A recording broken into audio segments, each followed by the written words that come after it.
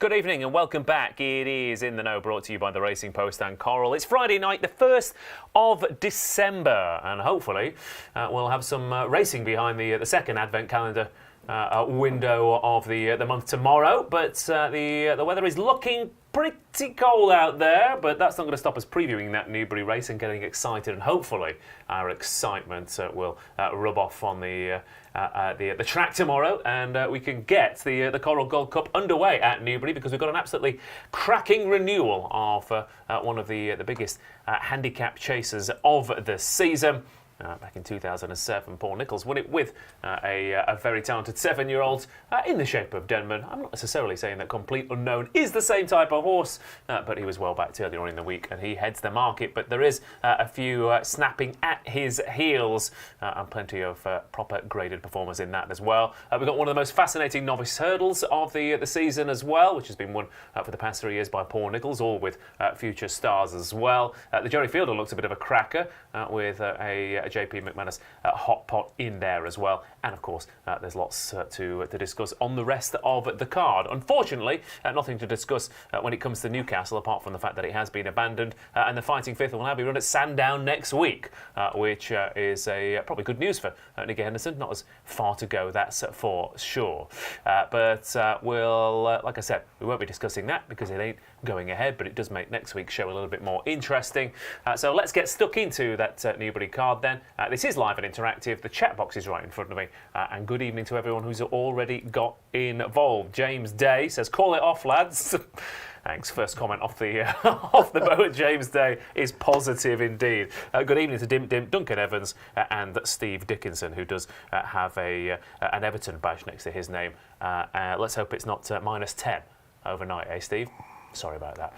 But right, let's get on to Newbury. And what a treat we've got as well for you, because we have two top tipsters in the studio, which is enough to warm the cockles of the heart, if not the ground, at Newbury, especially as I'd started to forget what Paul Kealy's face looked like. But no, there it is in all its glory. How you doing, mate? Fat and round as ever. Oh, I don't know about that. It's beautiful, mate. Look, we're not far off a third birthday of this show, and every time I see your smiling face, I'm excited to get stuck into the cards. Oh, you absolute weirdo. I've been called worse. No, I absolutely love it. So this is a brilliant card. Let's just hope it gets on. Yeah. The weather forecast has slightly improved, but it's still going to be very, very cold into almost mid-morning. So we've just got to wait and see. Yeah, that's the thing. It's not going to be as cold as they were worried about, but it might be colder for longer. That's right. That is the issue. It might be colder for longer, and you've got to get the covers off, and we'll have to wait and see, won't we? Yeah, fair enough. And also joining us in the studio is if you ever need a Jeff Bridges lookalike, well, you're in luck tonight, because Graeme Rodway, look at that, mate. That is, I can't believe you've not done that before, because you're looking great. You're looking cracking. Thanks very much, Ross. Yeah, it's cold out, isn't it? So I thought I'd need a little bit of extra warmth around my face for this winter period that's coming up. But great to be back. Obviously, one of the best races of the whole season, isn't it? One of the best meetings of the whole season, this Newbury one. And good to see we're bringing the big guns back in the studio for it. My first outing for a little while on this show, isn't it, Ross? Good to be back. Yeah. Well, we only save you for the good ones, that's for sure. Exactly. And if it all goes Pete Tong, you can always get a job in a shopping centre for 2 weeks before Christmas. Job done. David Stevens at home, ready and raring to go. Are you? Are you taking the hairdryer down to Newbury in the morning? Try and warm the place up. Well, I was just, if we could have bottled the hot air that was being spoken amongst us before we went on air, we'd have thawed the ground out in seconds. But yeah, look, whisper it quietly. I think there's a little bit more optimism coming from Newbury about tomorrow. So let's keep everything crossed. Brilliant 2 days. Second year of the race, the big race being run as the Coral Gold Cup, but it's a race obviously with a rich and wonderful history. Let's hope we can add to that tomorrow. In terms of today, it was pretty tough going if you're a layer today. 6 favourites and 1 Whaleback second favourite. That Whaleback second favourite was Dashel Drasher. Heartbreaking for the Paisley Park fans. Second year in a row, he's just been chinned in this race, but that was a cracker amongst 2 old favourites. Let's have a bit more of that tomorrow. You mentioned the JP McManus, Nicky Henderson hot pot that we might see a bit later on. Or we'll talk about a bit later on, I should say. That is, of course, under control and he's a subject of first price boost for the duration of this live show. He's currently 11-8, but 2-1 for the duration of this live show, up to 20 quid, under control. Thank you very much, David Stevens. There we go. Right, we'll get stuck into that Newbury meeting very shortly. Good evening to everyone who's just joined in as well. Good evening, Cheese. I hope you're keeping nice and cool. Colin Grogan, Ian Salis, and Scotty Rudeham says Zanza baby. Let's hear it for the Newbury machine. We'll get to him very shortly indeed. He's an old favourite. But before that, here's a sneak peek. Very different proposition indeed ahead of tomorrow's racing. Let's have a look back at the flat season potentially with the first look at the trailer for the new Coral documentary about the Mick Appleby trained Big Evs. Big 2-year-old performances this year. Took him all the way to the Breeders' Cup, of course. And here's the first look at the new film following him throughout the season. As soon as we started working him, we knew we were sort of something special. Big Evs Electric! He's the best 2-year-old we've ever had. He's the next level. It could be our first Group 1 winner, which is crazy. I think if we came home with a winner at the Breeders' Cup, that'd be massive. We're going with favourite, so I think he's got a chance. Never raced round a bend. I mean, he's pretty well balanced, small, compact. I mean, he should be perfect for it. Came around that bend, just a tad wide. I'm nervous. I'm nervous now. Coming over to the Breeders' Cup's pretty special, and when you're riding around the world, this is sort of one of the main meetings you want to be at and finding a horse for, so to be here and have one that I can look forward to as much as him is great. The Breeders' Cup, it is a weekend that brings together all the biggest names in the sport from across the globe. Big Ev's named after Paul's good friend who sadly died last year. Means a lot. A great guy with a larger-than-life attitude, and it's nice that he gets the recognition he deserves. To go home with a winner would be ridiculous. They're off in the juvenile turf sprint. It would be massive for us, wouldn't it? It'd be massive. There we go, lovely stuff then. Now it looks a lot warmer over in California than it does at Newbury tomorrow, that's for sure. Another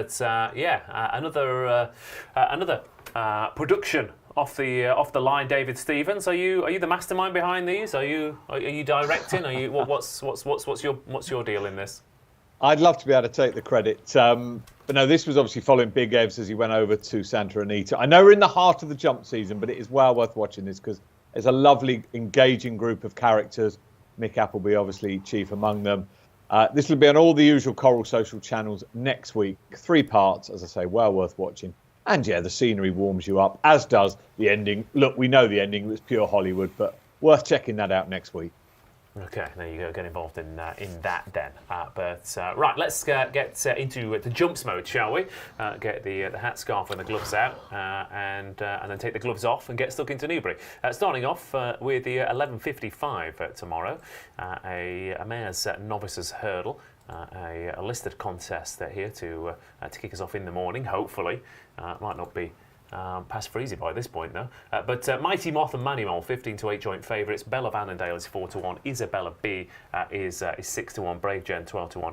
And Mary at 18-1 is the outsider of the bunch. Just the 6 of them going here. And this has thrown up some nice winners in the past. On the face of it, this is probably a fairly weak renewal though, Keels. But we do have some unexposed talents. We've got some interesting runners. And we've kind of got one of my low-key favourite horses of the summer/autumn/winter in Manimol, who has one way of doing it, but my God, she does it well. She does do it well, doesn't she? And she's the one to beat, isn't she? I think she is. Yeah. I think she just absolutely hacked up last time over course and distance. She got a small penalty for that, but I think she's got just about the best form. Interesting to see there was money for Mighty Moth. I think he was third favourite initially when the prices come out. A third to Django Bay, the runner-up tell her the name has bolted up by 40 lengths, but admittedly at odds of 4 to 11 in a race he didn't need to improve to win. So there's a bit of substance in form of a few behind them. Belle of Annandale's run well, but I think Manimol, if she does what she did last time, I think she's going to take the world of beating, isn't she? Yeah, I mean the speed figures back it up as well. The run style is very much suited to this track. It's a small field. There's no obvious front-running rival, I didn't think either. No, exactly. So she's going to get her own way. She just keeps on improving and running well, doesn't she? Yeah. I kind of looked at this and I almost thought it's difficult, Rodders, with 6 runners, first race of the day, pre-midday. I'm thinking this might be the best bet of the day. It could go either way, really, couldn't it? But you're going all in before midday. And not since subtle banded meetings have I been able to say that. I don't think it's great. I actually really like it when the racing starts early. Get in there nice and early. And I see what you're saying about Manimal. I mean, she was very impressive. She blew that race apart, didn't she? Like they were finished very slowly. And she was responsible really for setting that strong gallop and leaving them all for dead. And I mean, she might well do it again, but I don't like backing horses at short prices that, I know it's going to sound silly, that finished slowly last time. Okay. I tend to think that horses that finished slowly had quite a hard race. And maybe Manimole had a harder race than it looked, even though she won by 15 lengths. Yeah. Finishing speed was 97%. You'd expect around 100, wouldn't you? Flat track like Newbury, so she's definitely. But come again, that's underneath. her skill set is. I'm going to break you early. That's what she's going to try and do again. Yeah. Without doubt, she's going to go out there and try and break them. But how many times can these horses keep producing those sorts of performances? That's what's always in the back of my mind. I much prefer a horse who's coming off the back of a fast finish. A race where there's a fast finish with a little bit in the tank. Okay. And I thought Belle of Annandale, who did that last time out at Musselburgh, winged round there, finished quite quickly, 106.7, I think was the finishing speed, and the third has come out and won since to give the form a solid look. She didn't jump the last 2 flights that well, but still was comfortably on top at the finish. Finishing speed is just a factor of what way the race is run, though, isn't it? Yeah, it is, but it depends on. It can tell you about what might be left in the tank, can't it? I mean, if a horse finishes at 106%, it's got running in it, hasn't it? If she's won impressively, I guess the thing is that they wouldn't have run at 106% if they'd gone faster early, would he? No, of course they wouldn't have. No, if they'd gone faster early, they'd finished 100. I'm not having this. not having it. I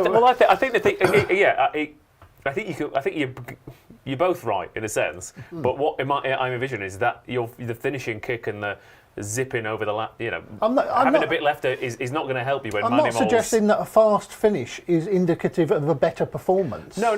But what I'm saying to you is a fast finish won't help you here because Manimole might have killed you. No, but early on. what it might help is the fact that I think the horse finished with something left in the tank last time, whereas I think Manimole finished with nothing left in the tank, and I think that she might show the effects of a hard race here. Fair. That's the point that I'm trying to make, whereas I think Belle of Annandale finished with running. She had more to offer. So she's won impressively without overexerting herself, and as a result, she might well come forward again. And to be fair, you've got 15 to 8 and 4 to 1, so the market it's sometimes those with a more fancied trainer that might be built into the price, but it's not built into the price of Belle of Annandale. No, and because it's trained by Adrian Kealy, but they've got Harry Cobden on his first ride for the yard, and I mean the reason you can argue this every way, but the reason Manimole ran a better time last time was because he got closer to 100%. So it's swings and roundabouts what we're discussing here. Yeah, but I like we can both. But this is the thing, we can both be right. And then Mighty Moth will win. Probably. But anyway, I like the fast finish of Belle of Annandale, and that's what I think is going to win the first. 6 run and mare's hurdle. Let's get on with it. Fair enough. All right. Well, I mean, it would be quite apt if Mighty Moth won, David. She would pick holes in this argument potentially. But what did you make? You've got 10 minutes to discuss this opening race, David. Yeah. That was brilliant. That was wonderful sport to kick us off with. There's not a lot on RPRs between Manimole, Belle of Annandale and Isabella B. Mighty Moth is the one that's a bit behind them, but we've only got the evidence of one hurdles run. If she settles better, she could run a big race as well. I am in the G-Rod camp here, purely really, on the prices, Belle of Annandale being twice the price of Manimole. I thought she won so well at Musselburgh. You'd like to think there's more to come. And I think the booking of Harry Cobden is a big plus. Harry's been in fantastic form. 4 at Ascot last week, 2 more today. And he's a subject of a price boost as well. Harry Cobden to ride 2 or more winners today is 6-1 from 5. But Belle of Annandale, purely, the performance last time and the price, the factors there. But wonderful start to the show. Yeah, there you go. Lovely stuff. One more question before we move on, Keels. Who would win in a fight between a moth, a mole, and a bee? I'm not sure. All right, fair enough. And a bee. Well, I'm going for the mole, but I don't think the moth and the bee would actually get to the mole, would it? No, probably not. The mole would be off. So, but a little combination forecast in the opener for you then. Moving on then, shall we, to 12:30 at Newbury. This is what happens when everyone thinks the meeting's going to be on. But second race on the card is a cracking little handicap chase with potentially a short price favourite here in the shape of Inch House for John Joe O'Neill and John Joe O'Neill Jr. 2-1. Nassalam 9-2. Captain Lily 11-2. Killer Kane is 13-2. Way Out 15-2. JJ Riley 10s. Carl Philippe is 11s potentially. He turns up after today's exploits. Captain Ord is 11-1 and a bigger price as the rest here. Quite a top heavy market because of the potential of Inch House, who has won a couple of races, one over hurdles and one in particular quite impressively last time out over fences at this track at Rodders, and a bit sort of like Can Do Kid earlier today. There was a couple of horses today. There's a lot that have taken to this track and have been impressive and have gone on and franked that form. And again, the time was good. You get the feeling there's a bit more to come from Inch House, but the horses up against him are of a completely different variety. Proven course horses, proven in these types of races. So it's potential versus experience here. Yeah, it's a bit of a puzzle, isn't it, this race? Every year, in fact, isn't it? The Sir Peter O'Sullivan race, isn't it? Yeah, very, very difficult race to call most years, very competitive. Apart from, Zanza last year, obviously, which is obvious in hindsight. Obvious. Mr. Newbury, isn't he? Yeah. £10 he's up in House, so he's going to need to keep improving. He's won 2 of his last 3, so he's going forward. I did want to take him on. I thought he was short enough in a competitive race. The 2 that I quite liked were Nassalam, the top weight, who ran well at Aintree last time in the Grand Sefton, is it? Yeah, that's right. But at the bigger price, I have to back JJ Riley for Dan Skelton. Now, his horses are obviously improving hugely for a run, aren't they?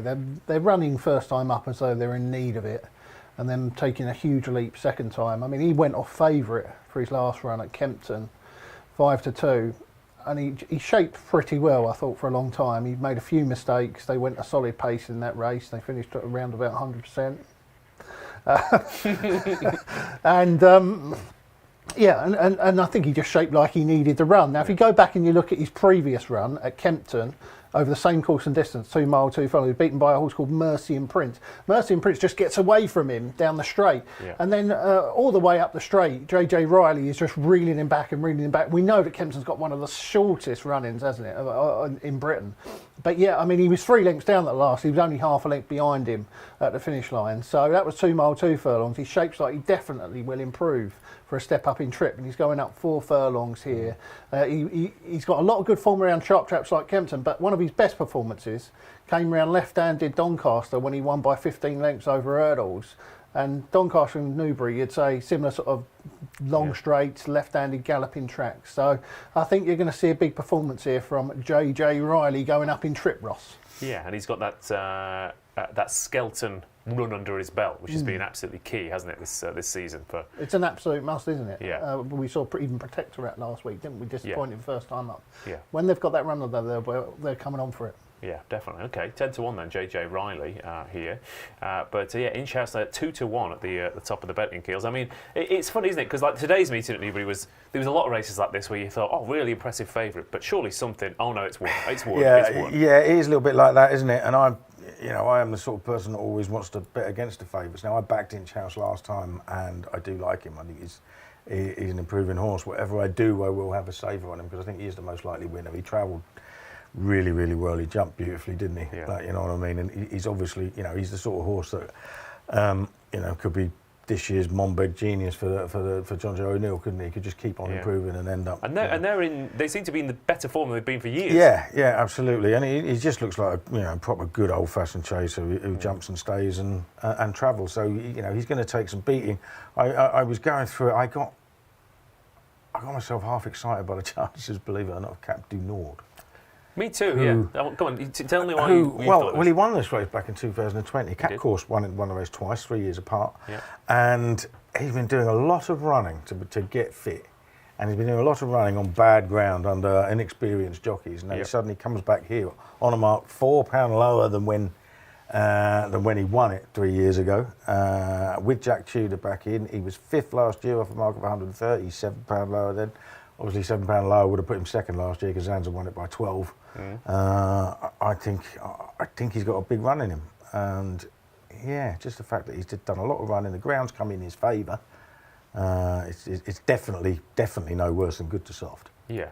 The worry is that with these, we were talking about this before, the Christian Williams chasers, they have targets. It's just we don't necessarily know when they are. That doesn't mean it's not tomorrow. No, absolutely. They do have targets, and we don't know. You wouldn't mind seeing a few quid for him, would you? Like, you know what I mean? Whereas if he drifts out the 25s, then you'd be worried. But the thing about him is, he's already. I mean, this is a horse who's won nearly 300 grand. Right, without ever winning a handicap off a mark higher than 127. Yeah. But he's already dipped £4 lower than when he won his last 2 big handicaps at Ascot and Kempton. Yeah. And if he goes much lower, he's going to handicap himself out of getting into these races. Yeah. Like, the bigger ones. So I think at some point, if age might be catching up with him at the end of the day. I mean, we may have seen the best of him. Yeah. But it wouldn't surprise me if we haven't. And he is definitely handicapped to go very close. Yeah, and like you said, it's one of those races where 3 runs in this, 1 win, 2 fifths in off higher marks in better contests as well. So I kind of went through the rest as well, and I got excited about a horse, and then I found something to really put me off it. What put me off Nassalam a bit was that he only ever wins in small fields. He seems to get a bit lost, and he runs in a lot of these big contests. Oh, yeah. And he jumps fences. He jumps fences only marginally better than I would. Yeah, that's the problem. But he has won at Newbury. I love National. But Pictory fell, didn't he? Yeah. So that was the race, wasn't it, where Pickdory and Miller's Bank went. Thank you. I have fallen for National loads of times. He's off my list. And I thought Kealy was a little bit interesting, David, but he's got a real profile of a spring horse. He only ever seems to win when the sun starts to come back up a little bit. But we've also got a well-backed Venetia horse in the shape of Cap Lily as well. I mean, there's a well-backed Venetia horse every single day, it seems, at the moment. Yeah, she was in the winners again today. Look, it's easy. Agree, can totally see the Captain Ord angle. I like the JJ Riley angle. The scout on one that's had the run. Killer Kane, there's plenty of positivity coming from Joe Tizard about that one. 4th in the race last year, dropping back in trip. 3 1/4 at Wincanton. Last time was too far of him. It could be one of those, if it's repeated today, Inchhouse will just go and win. He'll be a well-back favourite on the day and just go and win. But I'd have a little bit on Killer Kane each way, a little bit on JJ Riley each way. But as I say, it'd be no surprise at all to just go and see the favourite win. Yeah, Inchhouse then 2-1. No huge opinions on this race, I don't think. No one's tipped anything. So there you go. Quite a few nice comments though. Gary Stewart, nice informative show, Ross. Thank you to Rodders, David and Keels. We haven't even started yet, so thanks to Gary. Just wait till the rest of it. But what else have we got? Tim Comley says Graeme could be the new James Bond, whereas Liam Dunn says he looks like Papa Smurf. So, game of opinions, isn't it? Game of opinions.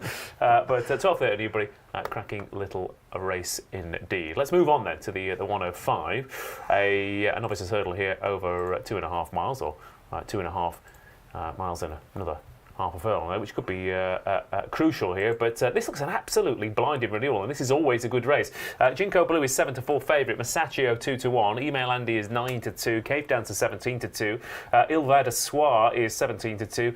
Jeu de Champ is 11s. 12-1 the form is Mighty, and 20-1 and bigger the rest. But Henderson, King, Nichols, Hobbs and Johnson, White, Derham throwing in one into the mix as well. Dan Skelton with the runner, and Sam Thomason, and the Nicky Henderson second string as well, Jeu de Champ. Now this is a good race traditionally. Obviously last 3 years, Stay Away Face, Stage Star and Brave Man's Game. So we're expecting, based on those trends, to find a Grade 1 winner based on those winners' Keels. Now, of these, which one do you think is most likely to improve into a graded horse? Well, I can't say I'm getting that vibe about the race, to be honest. Okay. But I don't. Well, I'd probably be being a bit harsh on Ginkgo Blue. I just think he needs to learn a bit more I thought he was very green last time, and I wouldn't have him as favourite. I think Masacio's form is miles better. Got loads of experience in bumpers, second in the listed bumper here, seventh in the Aintree bumper, wasn't beaten far 20 runners that day. And obviously very impressive on first run at Chepstow. So I think he's the one to beat. I think he should be favourite, but obviously this is Nicky Henderson's home patch, so you can understand, and there's every chance that Ginkgo Blue will improve, but I think Masaccio is very much the one to beat. Yeah, again, I was saying to Rodders off air a little bit, it's one of these horses, Masaccio, I think, he's the one to beat. He's got the best form. He was a good figure last time out. Bump form's really good. He did a lot wrong at Chepstow and still managed to win. But I know I'm going to back him, and he's going to finish second to an improver. To an improver, probably of Nicky Henderson's. Yeah, exactly. I mean, you can see that, but I do think he should be fav. Yeah. He's almost sort of a play spot banker, isn't he, Masaccio? You can see him running a blinder and maybe running into one. Ginkgo Blue, they smashed off the boards last time out at Warwick. He still looked very green indeed. And 25 days later, he's a short price again. Masaccio has got the best form, no doubt about it. That Chepstow race is strong. Good example of a race with a really fast finish that has gone on to throw up loads of winners, like beat the Bat, beat that big old boat thing of Nichols's in the at Ascot last week, and the third was Holy Joe Smoke that finished second today in a good race at Newbury. So that form is the best form on offer. However, he's got to give £6 to this Nicky Henderson thing that was bought for £225,000 at Cheltenham Sales, and they absolutely whacked this thing off the boards last time. I mean, he was odds against the night before at Warwick. He went off 4-7, he opened up 4-5. They obviously thought that he was very, very good going into that race, and he did a lot wrong. I was at Warwick that day actually, and he whacked a few hurdles. He come off the home bend. He was travelling best alongside the winner, who I think might well be pretty good. Was it Personal Ambition? I think Ben Paulins it's called, and runs actually in the 12:21 at Doncaster tomorrow. So if Doncaster goes ahead, Newbury goes ahead, you'll get a little form boost if that one does go and win. He looked like the type that would go and win the, I can't remember the name of it, but the grader race at Warwick that's often a springboard for the Neptune. Yes, I forgot the name the of Ballymore. it too. Yeah, I know what you mean. You know which one I mean. Yeah, it's in January, I think. Did Ben Pauling win that a few years ago as well? Willoughby Court. Yeah. So, that looked like a good horse anyway. I thought Personal Ambition travelled well and knew too much from Ginkgo Blue. I mean, Ginkgo Blue whacked out the last two hurdles.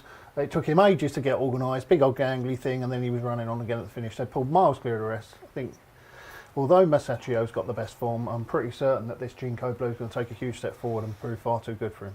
Okay. There's been quite a bit of money for Il Va de Soir. I think what is interesting is there's your obvious yards, your Nichols, your Kings, your Henderson, but you expect to unleash ones here. It's interesting. I'm really intrigued to see how Harry Derham comes up now against, the old boss and the big guns. Well, he's done now. Really well, hasn't he, He has. Harry? And he's done very well, though, I think, in placing horses and backing them well and finding the right races. I think it is a bit different. This is the real test of, okay, how good are you now? Yeah, this is when all the big guns were out. Yeah. When he had was it 3 or 4 timer here earlier in the year? That was an early season meeting at Newbury, coming in at their biggest meetings. He's going to be a good trainer. He's going to win a lot of races. He's going to win a lot of good races. I don't think there's any doubt about that whatsoever. I doubt he'd be doing it with Il Va de Soir, though. He's got a fair bit to find on this, isn't he? It's a long way behind Django Bay. Yeah. Ascot. I mean, that'd be interesting because Mighty Mother's in that race. It's already worked out, and I mean, there's no way in hell this horse is a 2-miler, is he? No, definitely not. But he's still got to prove in a big way. In a short space of time. That was what would worry me. He could well do so, but I thought single figures was short enough, to be honest.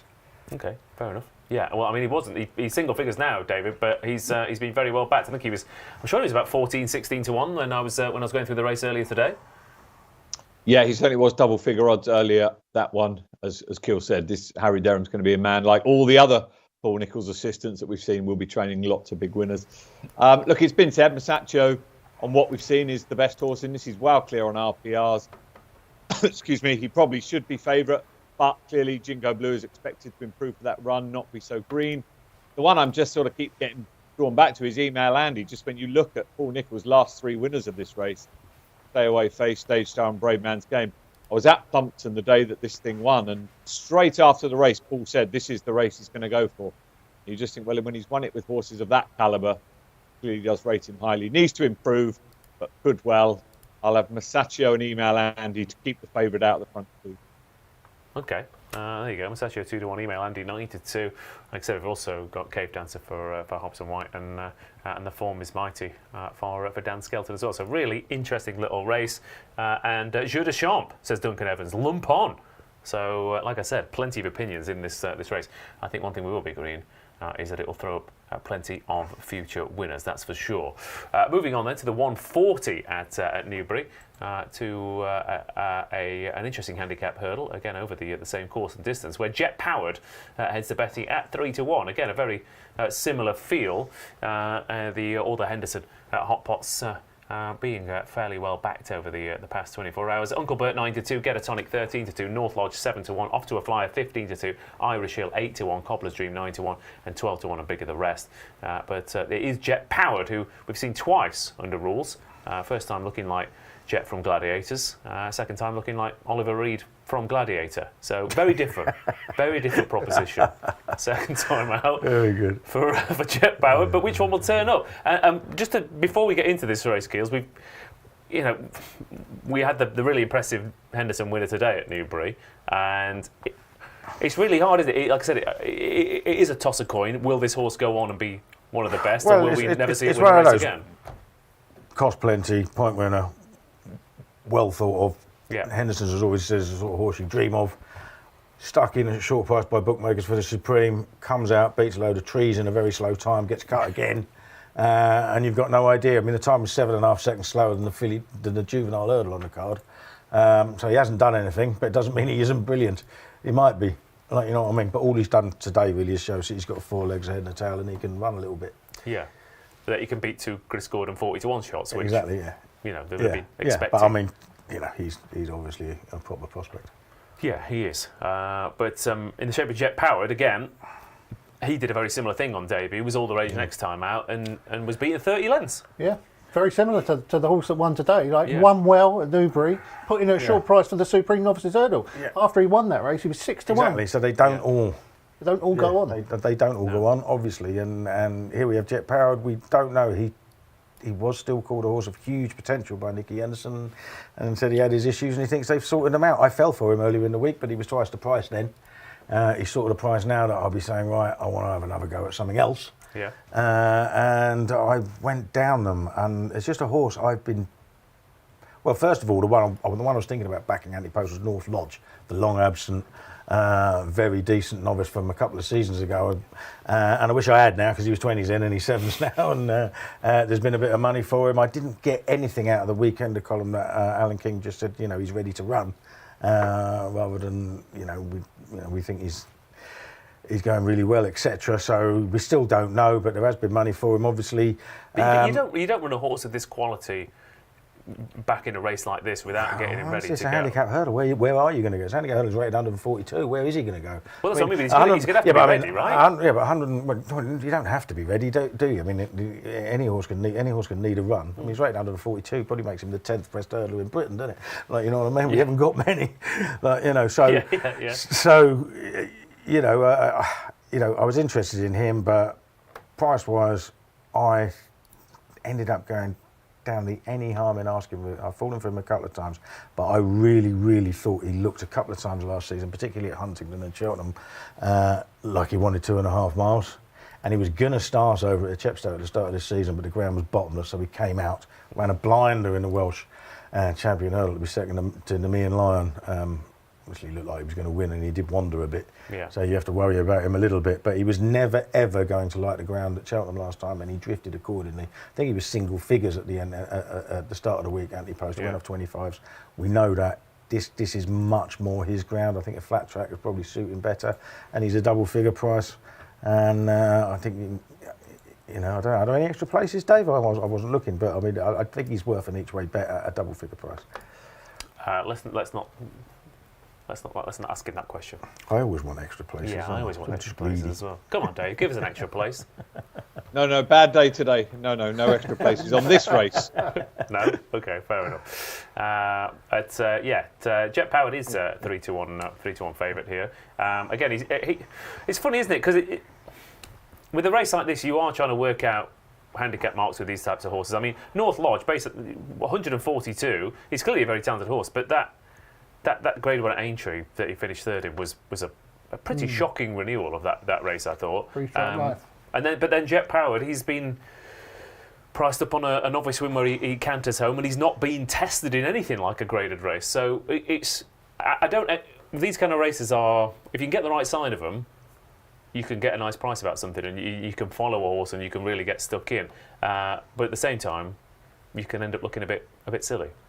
Yeah, you can. I mean, it's difficult to know, isn't it? But he's 131. He's running off here, right? After he won here at the meeting last year, he was 6-1 for the Supreme Novices Hurdle. Now you can say, well, they just stick it in at short price to send them.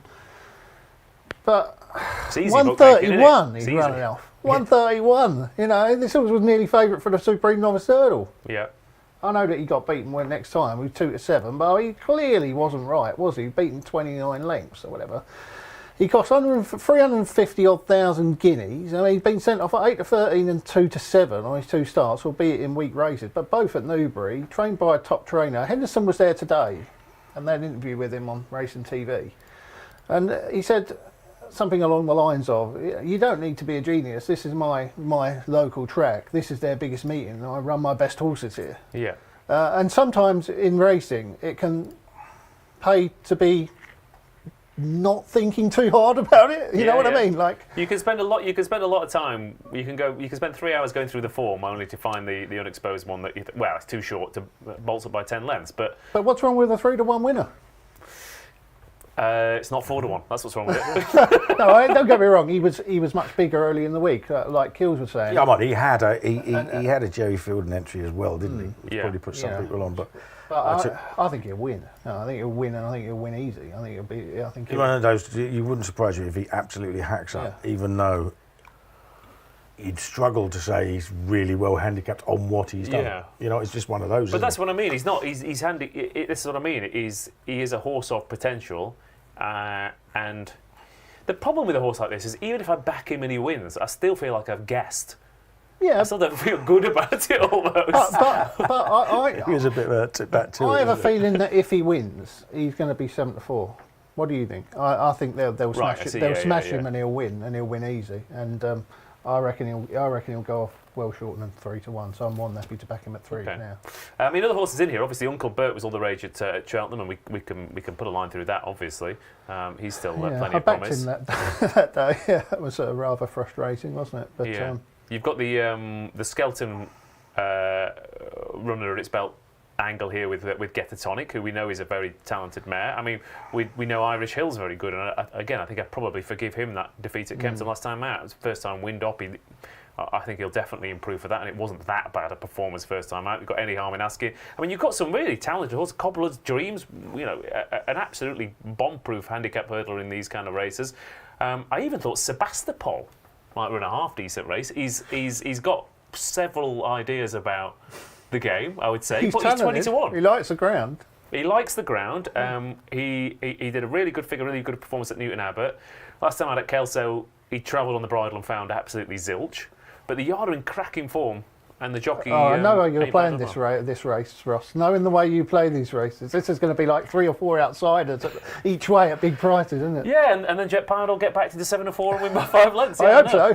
But if only there was an extra place, I'd be back in that Sebastopol at 20-1, David. But you're being stingy. You're being stingy, and with Santa in here as well. I thought you'd have given us some gifts. There's more gifts coming later, but not in this race. Jet Paddler, it could be like Inch House. You could just go and win. But I love the punter's mentality, Ross. You said even if you backed him, you'd still just wouldn't feel right. You'd still feel you guessed. That's the difference between punters and normal people, isn't it? We're never happy. Cobbler's Dream, you mentioned there. I would come down the side of him at the prices. 3 places each way. Lanzarote winner last season. Season before last, it would have been now, wouldn't it? Second in the Martin Pike that year. Does need to bounce back, but had a reappearance run at Kempton where he finished 3rd, so hopefully he can improve for that. But it's a similar story. It'd be no surprise to see the favourite just go and win. Yeah, but 3-1 Jet Powered, Uncle Bert 92, Get a Tonic 13-2. So we've talked ourselves in circles here. I'm not sure how are we playing this? Well, I backed Jet Powered Anti-Post. Yeah. I regret not backing North Lodge Anti-Post, and I've now backed Any Arm and Asking Each Way. Okay, fair enough. Okay, there you go. Jet Powered just wins. Okay. Just wins, Ross. Yeah. Jet Powered. Not got it. Yeah, got Jet Powered. He's going to fly up that straight. Yeah. And he wins. Yeah. Okay. Back him. All right. Okay. David, have you got that? Cobblers. Lovely. Right.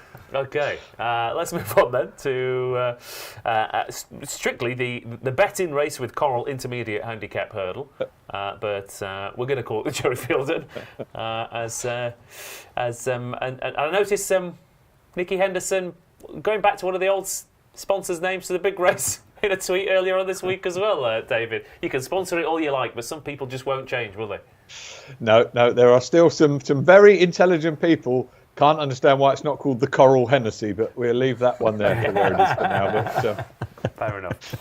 The Jerry Fielder, then, we've got a short price favourite, but I actually thought this was a really cracking renewal. Under Control 11-8, Brentford Hope 5-2, Hansard 11-2, Bad 9-1, Our Champ 12s with Punta del Este, and then it's 33s bar those with Celtic Art going to win and Tapley maybe not having too much of a chance of getting involved here. But obviously we've got Under Control, who beat Aberico Lord in really gritty fashion at Sandown. But we've got Brentford Hope, who did a cracking time here last time out and dotted up practically on the bridle. We've got Hansard, who looks quite attractively handicapped off 138. We've got Bad, who was punted for the Fred Winter but didn't get home but ran nicely last time out. Punta del Este, another unexposed 4-year-old for the Skeltons, who would come on for that run. And Our Champ, who looked really good at Cheltenham. And again, I think you can possibly put a line through that Ascot run. 11-8 favourite here at Rodders. Another race where I think 4 or 5 have got a chance and the favourite will win. Another Henderson, another hot pot. short price favourite. 4 years, isn't it, since Eberton won this for the same connection, same owner, and obviously a similar thing to the last race, I think, could be a class apart, couldn't he, Under Control. However, he's not 3-1, is he? Jet Powered is 3-1. This horse is what, 6-4, something like that. 11-8. 3-1. Yeah, Everton was 3. Yeah. Was 3 so, yeah. You know, at 11-8, I'll be keen to take on Under Control. I think it's a good race. I mean, Hansard is one of my horses to follow this season, and he ran well, didn't he, first time up, in a race where Rubaud got quite an easy lead and sprinted off the front, and he closed him down like he was going to beat him, and then got left behind. And I thought it was a solid run. But I mean, he's got a lot of weight here, hasn't he? In a strong race. He has got a lot of weight, but I still think. I mean, 138 looks all right. I thought it's definitely workable Yeah. in the right race. But this is I think a good race, don't you? Yeah, I do. I mean, really the good. really interesting one for me is Bad, because I mean, we talk about Henderson having good form in here. Ben Pauling won this with Highbridge and Global Citizen 2 years on the bounce. They smashed this horse off the boards in the Fred Winter, and he raced through that race like he was a bottle of champagne, and he got to the bottom of the hill. He was still on the bridle, and he didn't get home, unsurprisingly. He then did similar at Ascot, but it feels like he's grown up over the summer, because I thought that was a nice little prep run at Ascot. Yeah, he did. He ran well at Ascot. I think that race is the key to finding the winner to this one. But I don't fancy Bad. Okay. I actually like Our Champ, who went off favourite for that race at Ascot. And I remember thinking at the time that he actually ran quite well, despite being well beaten by Knickerbocker Glory. I think they went a bit of a bonkers pace up front. Okay. That Knickerbocker Glory is a really good horse when he gets his own way, and he was very dour and strong towards the finish. Our Champ, you've got to remember, had only won at Cheltenham only 7 days prior to that. And I wonder if he was just still feeling the effects of that hard race at Cheltenham, coming out 7 days later in a race that we spoke about at the start of the show, at the top of the show, that was running a really fast time, and they finished fairly slowly. It was also run on much faster ground than at Ascot, and there was a massive worry about him on the soft ground at Ascot. Yeah, it was a gruelling race. It was. And it came quickly after that race at Cheltenham. Now, the reason I mentioned the ground is because I know that Connection think he'll go on soft. But it won't be soft here, will it? No, and I mean, Formbook says he doesn't go on soft, basically, Formbook twice says now. he doesn't go on soft, but I know that they think he will go through soft. I'm going to take a chance and throw out that last run because it was a gruelling race where they finished slowly. Yeah. quickly after the Cheltenham race, just 7 days later, if he was coming here on the back of that impressive win at Cheltenham, what price would he be? He wouldn't be 16 to 1. He wouldn't be, no. But he's 12s, that's why. Our champ. Yeah. But to be fair, he probably would be shorter. I also like the Rex Dingle over the past week or two has looked like a jockey full of confidence. Dashel Drasher obviously today, but he gave one at Taunton yesterday. Gillen, who was really 25s into 9-2, confident ride, kicked on at the right time. They look like a team who were just starting to bubble into form. And you were on the right side of our champ at Cheltenham.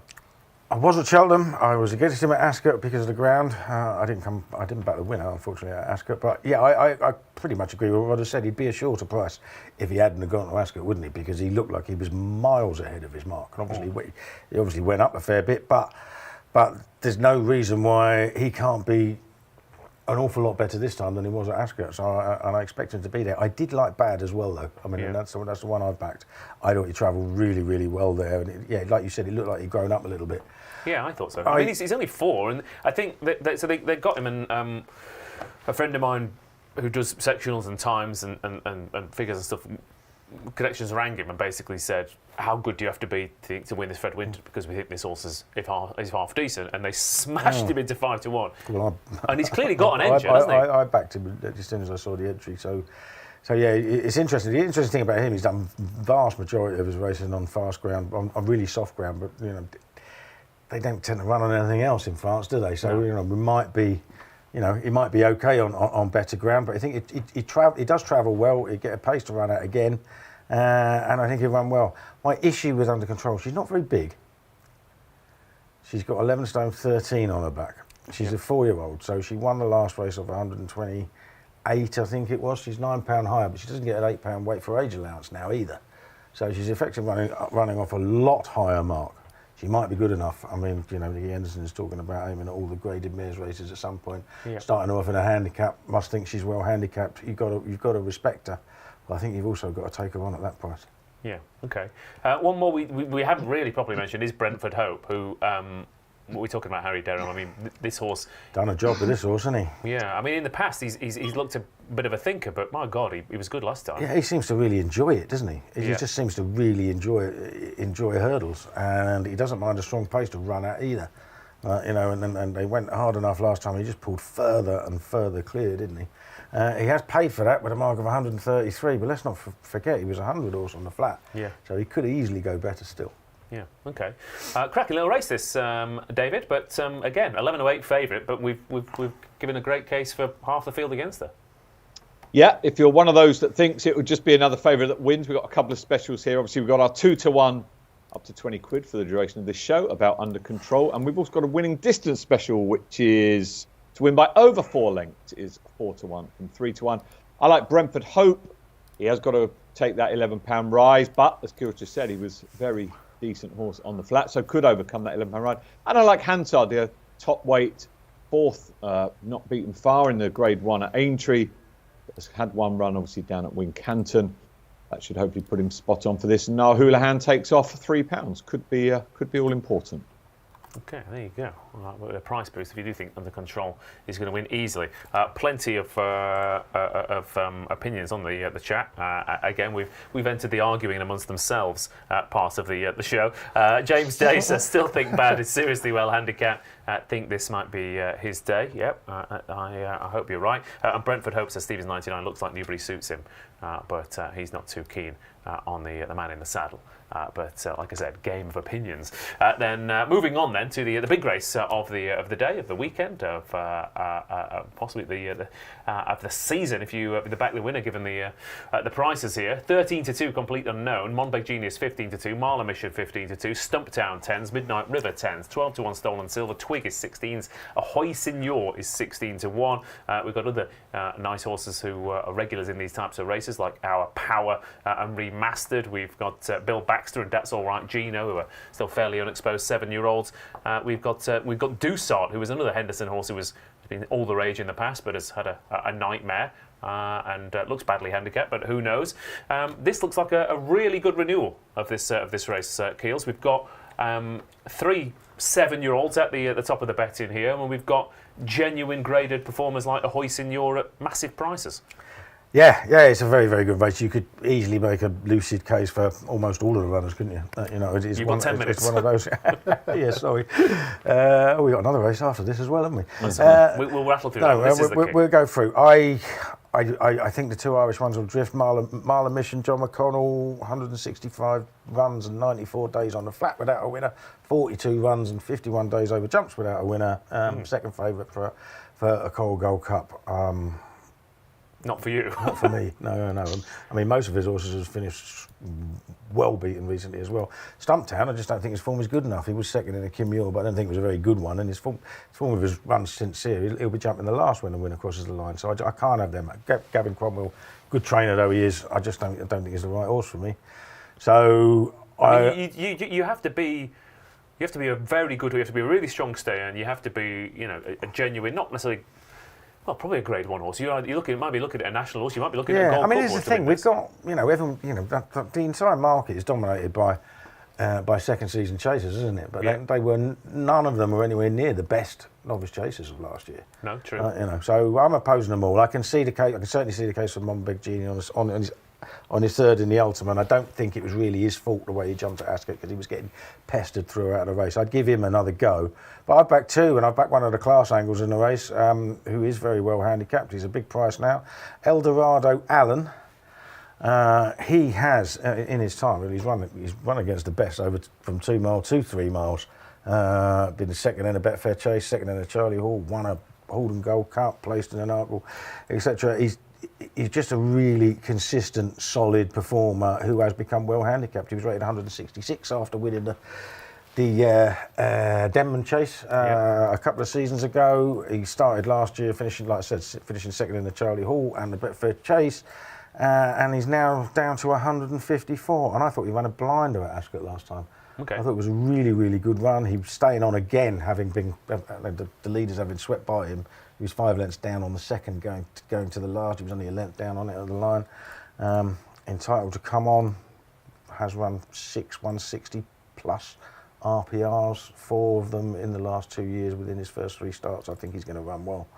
And the other one I like is Midnight River for Dan Skelton, won the race last year. I think he's just a very, very solid horse. Yeah. 3 from 5 last year, saved his best for last when winning at Aintree, up to 3 mile, 1 furlong for the first time since his novice days.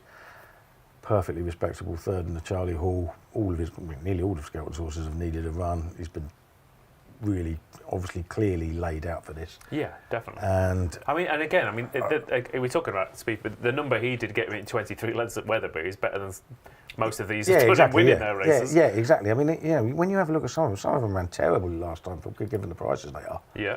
I think the best returned RPR last time out from any of these, or at least first time out this season, was Stolen Silvers. Yeah. He was really good. The only issue with him is that he's very good first time out very often. Yeah. And not so good. I mean, he's a horse I don't think I've ever been on the right side of. Every I time. have. I'm a bit of a fan of his. Are you? Yeah. Oh, I'm the opposite. You must. Yeah. You must take it in turns. I You always back him back when he him wins. first time out. I always back him first time out. All right. Okay. But 49 days isn't enough of a break for you. No, not really. Okay, fair enough. Can we talk about Complete Unknown? Like I said, he's had a wind up. He was kind of a horse I could almost have seen disappointing first time out, but he got the job done at Newton Abbott, and he's another one who I can't quite work out how good he is. I could see him absolutely relish this, and he's another horse who he never runs a bad race. He's often pitched into fiddly little graded races against genuine quality horses, but he won that handicap chase at Kempton by 16 lengths back in March, so he's gonna relish this big test. Yeah, he's got a huge chance, hasn't he? I mean, brings Grade 1 form, doesn't he? Having finished second to Jerry Colombe.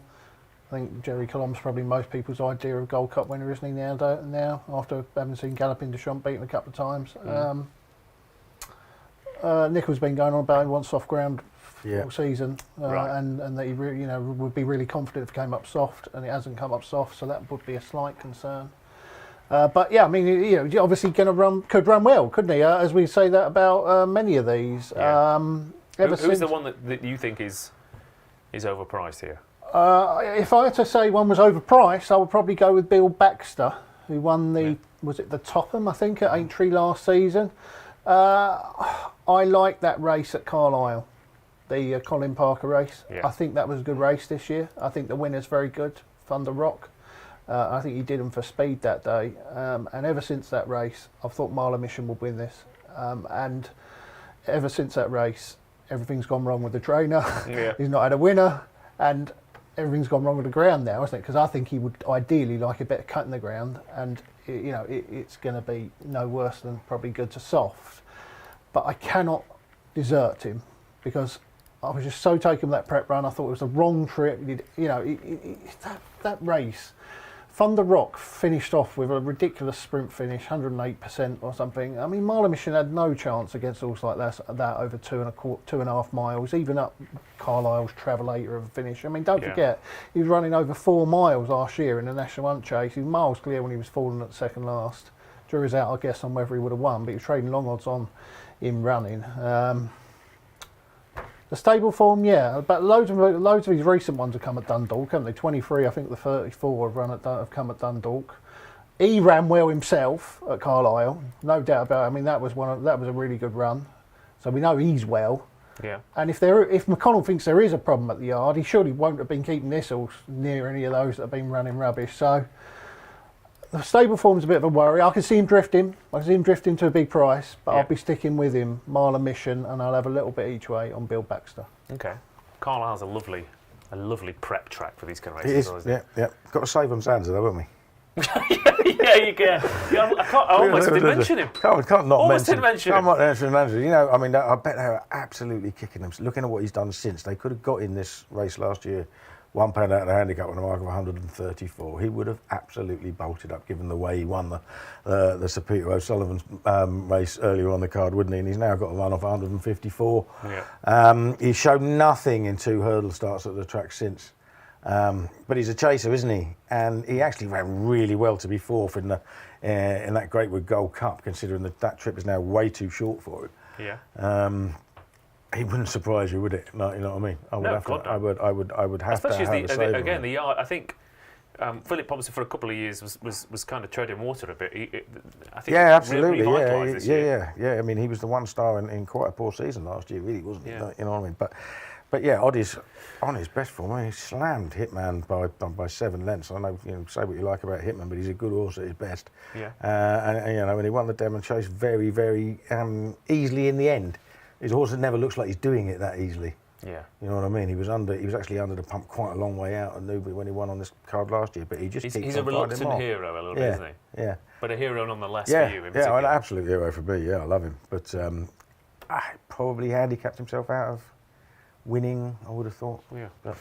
Okay. That's the A to Z then of the Coral Gold Cup. Hoisting your to Zanza there, David Stevens. Wrap us up on this big race then. Shortly extra places on this.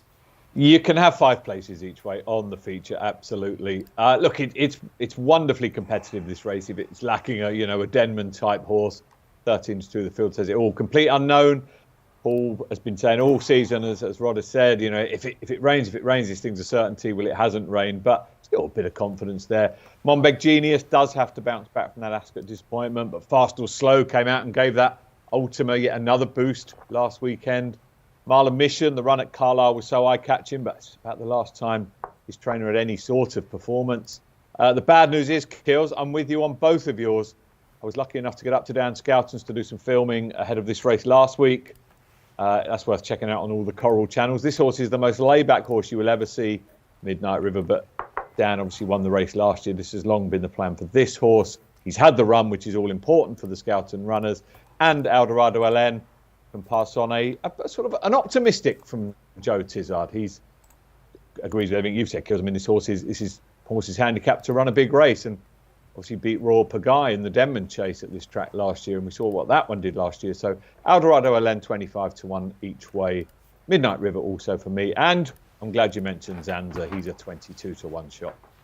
Okay, I'm not gonna worry about you this time, Dave, because I'm coming racing with you tomorrow, and we always win money when we go racing together, don't we? There we go. This day last year, we absolutely mocked up, didn't we? We did.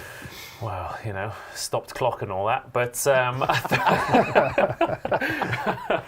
last race on Newbury's card then is the 325, and let's rattle through this as quickly as some of these are going to get over the fences. I think Master Chewy though 6-5, Reelstone 7-2, Elixir de Nuts is 5-1, Excitations 8, 11-1 Bar. Master Chewy's been well backed all week, boosted by Jello today. Looks a cracking horse. Track should suit, but again, he's 6-5, and the second and the third in also come into this off the back of big wins. Yeah, absolutely. I mean, it turns out Master Chewy ran into a very well handicapped horse, didn't it? Because the runner-up's bolted up today, and Master Chewy, there's obviously loads and loads to like about him, other than the price, isn't there? I mean, Real Stone won by an absolute mile last time. The race did sort of fall apart. Dan Skell mentioned that as well. Interesting about him, he says he actually hangs violently left when he comes under pressure. So you've got that elbow to worry about. If he, well, he didn't come under pressure, did he? He didn't need to come under pressure last time, did he? But he was also behind Master Chewy, wasn't he? The time before. So that's interesting. Elixir de Nuts is a lovely horse, isn't he? Keeps running well. He's got some good form around Newbury. Obviously, that's second to Fun and Blue Silver. Yeah. But based on the visuals, I was going to say the finishing speed there. They were absolutely legless at Exeter. Yeah. So I'd give him a chance. It's not going to surprise me if Master Chewy is just too well handicapped still. Okay. Master Chewy then for Keels. What about you, Jeff? No, I tipped Master Chewy in the weekend or early in the week. Obviously, he's a much shorter price now than he was. He should have won at Aintree that day. He cruised through the race. He put the race to bed. He went clear, and then he got nobbled near the line, having already gone past Jello on the bridle. I thought he was worth a bit at sort of 3-4 to 1, but at 6-5, having seen him get nobbled the way he did, there is a little bit of question mark. He got nobbled by a very strong finisher, though. Yeah, a very strong finisher, but you do have to worry when you see horse go through the race on the bridle, go bang, go 2 lengths clear, and then get caught again near the line at 6-5 next time out. Now the form is good, obviously, and he jumps well. And if they jumped every fence in the Aintree race, he'd have probably won. So I think he's the one to beat. But I mean, at the prices, Elixir de Nuts will surely run well again for Tizzy, won't he? Tizzy and Freddie Gingell, who got on so well with him last time, bounced right back to form. He's only £5 higher than when he won that Horden Gold Cup. Would you say this? I would say this is a much weaker race than Horden Gold Cup. I mean, he was carrying 10 stone odd that day. He's carrying 12-1 here. All right, Freddie Gingell taking off 5. It's nearly Christmas. You've got to call him Jingle. Freddie Jingle. Hey, win, I'm not saying he'll win, but is he going to make all the way? Well, is it an all the way victory? All the way. Yeah, it could Jingle all the way. Anyway, it's the Hennessy, not bells. No, I've got nothing else. But the 325 then. All right. So what were you? Elixir de Nuts? Elixir de Nuts each way. I don't see him being out the frame. He's 5-1. You get your money back if you don't win, won't you? Okay. Yeah. There you go. Well, I mean, seven runners. Unless have we got an extra place here? We got an extra place. Of course we have. We have. All right. Fair enough. There you go then. Generous. In all the each ways finishes 4th. Yeah, lovely stuff. Okay, right. Wrap us up, David, before we get the naps and a taste of a competition. Yeah, obviously Master Chewy well backed again after Jello won today to Frank. Now, in terms of Elixir de Nuts, obviously Joe writing in his blog, the Horden Gold Cup was his Gold Cup, really. He had the prep going into that. Freddie Gingell is how it's pronounced. He's £2 lower now, and his claim horse has gone up 5. I'd say, Joe, this was the least optimistic of Joe's all day, but he always runs well at Newbury. But yeah, I think Master Chewy will probably send favourite backers off happy. Okay, there you go then. Right, here's a quick advert. Actually, I don't know how long it is. It might be a long advert, and then we'll get the naps.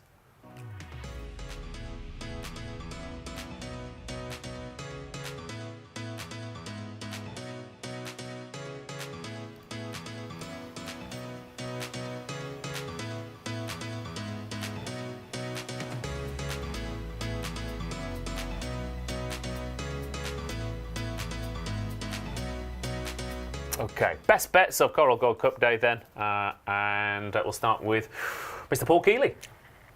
I'm going to go nap each way, Eldorado Allen. Just think he's underestimated in the market. Okay, lovely stuff. An each-way nap, An taking each-way on nap. that tweeter who kept bothering you about not putting each-way naps up. Yeah, weirdo. There you go. Rodders? Jet-powered 140 at Newbury, going to fly up that straight. Lovely stuff. Mr. Stevens? The Nap is back in the opening race at Bell of Annandale for Harry Cobden, and I'm off to get the next Coral documentary series commissioned. It's going to be bee fighting versus moths versus the mole. Who doesn't want to watch that? Everyone. But and I will. I'll go for. I'm taking you on. I'll go for Manamole in the first. So sorry, David. I'm going to spoil your lunch there with the winner in the 11:55. If you've got to this point, like the stream. Because I've enjoyed the show, and quite frankly, if you've got to this point, so have you, or you've fallen asleep. But either way, we'll see you. We'll see you next week, and hopefully Newbury's on, and we get a cracking day tomorrow. Good night.